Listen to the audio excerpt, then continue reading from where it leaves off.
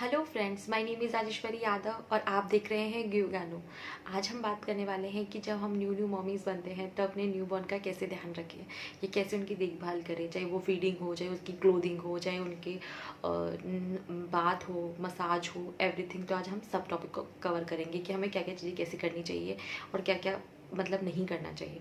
तो फर्स्ट आता है फीडिंग। हमें बच्चों की फीडिंग में क्या क्या ध्यान रखना चाहिए। तो शुरुआत में क्या होती है, बच्चे बहुत ज़्यादा सोते हैं तो हमें पता नहीं चलता है कि हम बच्चों को कब फीड करवाएं। तो अगर बच्चा सो भी रहा है तो आपको हर 2 से ढाई घंटे में उसको उठा के उसे फीड कराना बहुत ज़्यादा ज़रूरी होता है। तो आप हर 2 घंटे बाद बच्चे को ज़रूर उठाएं। अगर वो सो भी रहा है तो भी उसे उठा के फिर फीड करवाएं। तो हर 2 घंटे बाद आपको बच्चे को फीड कराना बहुत ज़रूरी होता है। और सेकंड चीज़ आती है कि जब वो फीड कर ले उसके बाद उसको डकार देना भी उतना ही इंपॉर्टेंट जितना फीड करवाना इंपॉर्टेंट है। अदरवाइज़ वो मतलब अनकम्फर्टेबल रहेगा। तो आप उसको हर 2 घंटे में फीड करवाएं और आफ्टर फीडिंग उसको आप डकार ज़रूर दिलवाएं। और जब बच्चा नहीं उठता है तो बच्चे को उठाने के एक दो तरीके हैं जो कि सभी को पता होते हैं। ऑफकोर्स आपके घर में भी आपको कोई ना कोई ज़रूर बताएगा। तो फर्स्ट होता है कि आप जो बच्चे की जो तलवा होता है उस पर ऐसे ऐसे मारना है आपको। और सेकंड होता है कि बच्चे की यूँ ऐसे ऐसे करो, ये ऑलमोस्ट सभी को पता होता है। तो आपके घर में भी आपको कोई ना कोई ज़रूर बता देगा कि आपको इस तरह से बच्चे को उठाना है और उसके बाद उसको फीड करवाना है। तो हर 2 घंटे बाद फीड, चाहे वो रात हो चाहे वो कभी भी हो। रात में आप 2 4 घंटे तक निकाल सकते हैं, लेकिन फिर भी आप बच्चे को फीड ज़रूर करवाएं। सेकंड चीज़ आता है कि बच्चे को बात बात कब देनी है, कैसे देनी है। तो बच्चे को बात आप आफ्टर 7 डेज़ ही दें, जब उसकी जो अम्बिलिकल कॉर्ड होती है वो निकल जाए, जिससे कि उसका खाना पानी सब जाता है। तो वो कट के वो छोटी सी रहती है, जब वो खिल जाए उसके बाद ही आप बच्चे को नहाना स्टार्ट करवाएं। अदरवाइज़ वो उसमें प्रॉब्लम हो सकती है। तो आप उसको स्पंज बात दें 7 दिन तक। 7 दिन बाद वो नॉर्मली गिर जाती है, उसके बाद आप उसे प्रॉपर बात दे सकते हैं। अगर गर्मियों का सीज़न है तो आप उसे डेली बात दें, वो बहुत बच्चों के लिए बहुत ज़्यादा इंपॉर्टेंट है। और अगर बच्चा अगर सर्दी में पैदा हुआ तो फिर वो आपकी इच्छा है कि आप उसे कब बात देना चाहते हैं। जैसे हर गर्मियों में होता था तो मैं उसे डेली 7 दिन के बाद मैं उसे डेली बात देती थी। नेक्स्ट आता है कि मसाज। मसाज का भी सेम यही प्रोसेस है कि आपको आफ्टर 7 डेज जब उसकी अम्बिलिकल के मतलब मसाज कर सकते हो, लेकिन आप 7 दिन के बाद ही मसाज करना स्टार्ट करें बच्चे को और उसके बाद ही उसको नहलाएं। तो मसाज पहले करें, उसके बाद ही बच्चे को नहलाना। नहलाने के बाद मसाज नहीं करनी है, पहले बच्चे को मसाज देनी है, उसके बाद उसको नहलाना है। और इन दोनों चीज़ों के बीच आप कम से कम 20 मिनट का गैप रखें ताकि वो प्रॉपर तेल उसके शरीर में जा सके। तो आप 20 पहले मसाज कीजिए, 20 मिनट बाद उसको नहला दीजिए। तो ये प्रोसेस होता है मसाज और उसका, तो उसमें गैप होना भी ज़रूरी है। और वो 7 दिन बाद ही आप स्टार्ट करें और डेली करें तो बहुत अच्छा है मसाज। मतलब डेली आपको एक मतलब अगर गर्मियों के दिन में बच्चा पैदा हुआ है तो आप उसको डेली मसाज करके नहलाइए। बच्चों को बहुत अच्छे से नींद आएगी, बच्चे को अच्छा फील होता है क्योंकि उनके पूरे हाथ पैर अच्छे से अगर हमें भी कोई मसाज करे तो हमें कितना अच्छा लगता है, तो न्यूबॉर्न को तो बहुत अच्छा लगेगा। तो आप उसको जब भी नहलाएं मसाज करके ही नहलाएं। और ये चीज़ आपको 1 साल तक तो कम से कम करनी ही है, और उसके बाद कर सके तो बहुत अच्छा है बच्चे के लिए। लेकिन साल भर तक तो आपको बच्चे को हमेशा मसाज करके ही नहलाना है। और न्यूबॉर्न को 7 दिन बाद आप स्टार्ट कर सकते हैं। नेक्स्ट पॉइंट आता है कि जब भी आप बच्चे को उठाएं तो उसकी गर्दन का बहुत ज़्यादा ध्यान रखें। जब छोटा सा बच्चा होता है, न्यू होता है घर में, अगर पहला बच्चा है तो कई लोगों को उठाना नहीं आता है, जैसे मम्मियों को आता है लेकिन कई लोगों को नहीं आता है। तो आप उनको बताएं कि एक हाथ गर्दन पे ज़रूर हो और दूसरा हाथ उनके नीचे हो। तो फर्स्ट गर्दन पे हाथ होना ज़रूरी है, अदरवाइज़ बच्चों की गर्दन में कोई प्रॉब्लम हो सकती है। तो जब भी बच्चों को उठाएं फर्स्ट है कि उसकी गर्दन पे हाथ मस्ट हो, वरना बच्चों को प्रॉब्लम हो सकती है। उसके बाद नेक्स्ट पॉइंट आता है कि बच्चों की हाइजीन का बहुत ज़्यादा ध्यान रखें। जब बच्चा न्यू होता है, बहुत सारे लोग हमारे रिश्तेदार मिलने आते हैं, तो हमें अच्छा नहीं लगता है कि किसी को मना करने में कि नहीं आप बेबी को ना उठाएं। तो आप एक मेक श्योर करें कि आप उनके हाथ प्रॉपर क्लीन हो, या तो उसके हैंड वॉश अच्छे से कर रखे हों, और या फिर उनके सैनिटाइज़ करवा के ही बच्चे को हाथ लगवाएं। क्योंकि छोटे बच्चे में इम्यूनिटी बहुत ज़्यादा कम होती है और उस टाइम कुछ भी किसी गंदे हाथ लगने से भी बच्चा बीमार हो सकता है। सबसे बेस्ट यही है कि आप बच्चे उसके हाथ प्रॉपर क्लीन हो, जो भी आपके रिश्तेदार आए हैं उसके बाद ही बच्चे को उठाने के लिए आप दें। उसके पहले आप ना दें, वरना बच्चे को प्रॉब्लम हो सकती है, क्योंकि बच्चे की इम्यूनिटी उस टाइम बहुत ज़्यादा कमज़ोर है, अभी वो पैदा हुआ है जस्ट।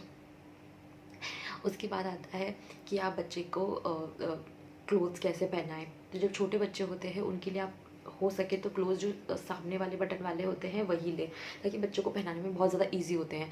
अगर आप वो जो सीधे पहनाने वाले होते हैं तो वो आपके लिए, क्योंकि बच्चे कई बार आपको बार बार चेंज करने पड़ते हैं, तो आप बच्चे को अनकंफर्टेबल भी होता है और हम प्रॉपर उसकी गर्दन वर्दन भी संभालनी होती है। तो सबसे बेस्ट है कि आप उसको आगे बटन वाले ही कपड़े लें उसके लिए। तो वो आपके लिए ये सबसे बड़ा टिप है कि आपको बच्चों के लिए आगे बटन वाले ही कपड़े लेने हैं, और बच्चे के कपड़े को अलग से वॉश करना है।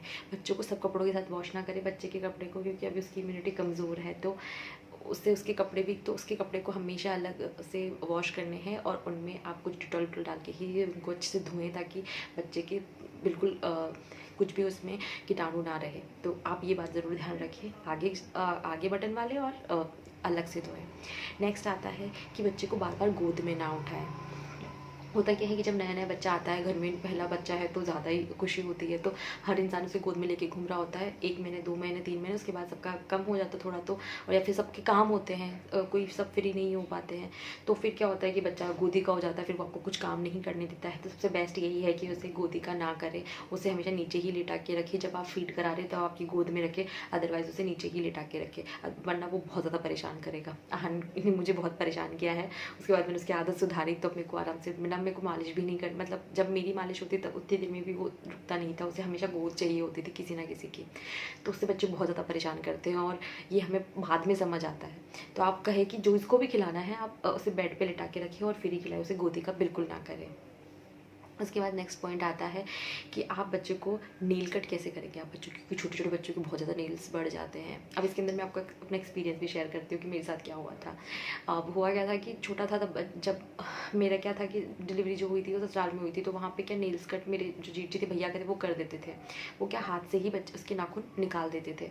लेकिन जब मैं अपने मायके गई और जब मैं उसके नेल्स बढ़ गए थे, तो मेरे को समझ नहीं आता कि इनको कैसे काटूँ। तो मैंने क्या किया, नॉर्मल जो अपने घर में नेल कटर होता है वो ले लिया और उससे उसके नाखून काटने लग गई। वो जग रहा था, मैंने उसके नाखून काटे और उसके नाखून तो कटे नहीं, उसके हाथ पे कट लग गया। उस दिन मैं बहुत रोई, क्योंकि मुझे समझ नहीं आ रहा था कि इतनी छोटी सी जान के साथ मैंने ऐसा क्यों कर दिया, क्योंकि मुझे नॉलेज ही नहीं थी कि कैसे क्या करते हैं। उसके बाद मेरी मामी ने मुझे समझाया कि बच्चों के नेल्स काटने के लिए एक अलग से नेल कटर आता है। तो पहले तो आप बच्चों वाला नेल कटर लें। सेकंड चीज़ आती है कि आप बच्चे को, जब बच्चा सो रहा हो या बच्चा दूध पी रहा हो, मैं बेस्ट होगा कि जब बच्चा सो रहा हो तभी आप उसकी नेल्स कट करें। जगते हुए में उसके नेल्स कभी कट ना करें, क्योंकि वो बहुत ज़्यादा हिलता है। और थर्ड चीज़ आती है कि बच्चे नेल्स काटने के लिए आपको उसका पोस्चर होना चाहिए। तो जो उंगली होती है, तो जो ये वाली चीज़ होती है, इसको दबाएं, इसको ऐसे दबाएं और फिर जो नाखून होते हैं उनको फिर बच्चे के कट करें, ताकि ये स्किन फिर उसकी नेल कटर में नहीं आएगी। उसकी स्किन को ऐसे पकड़ के और उसके बाद उसको नाखून से कट करें, तो उसके नाखून ईजिली कट हो जाएंगे और उसको कोई प्रॉब्लम नहीं होगी।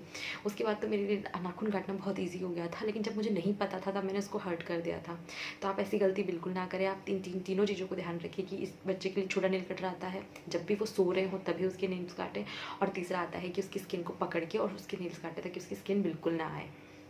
उसके बाद नेक्स्ट पॉइंट आता है कि बच्चे को स्वाडल करके सुलाएं। बच्चे को कपड़े में ऐसे लपेट के ही, बच्चे को 0 से 3 मंथ का अगर बच्चा है तो उसको स्वाडल करना ज़रूरी है।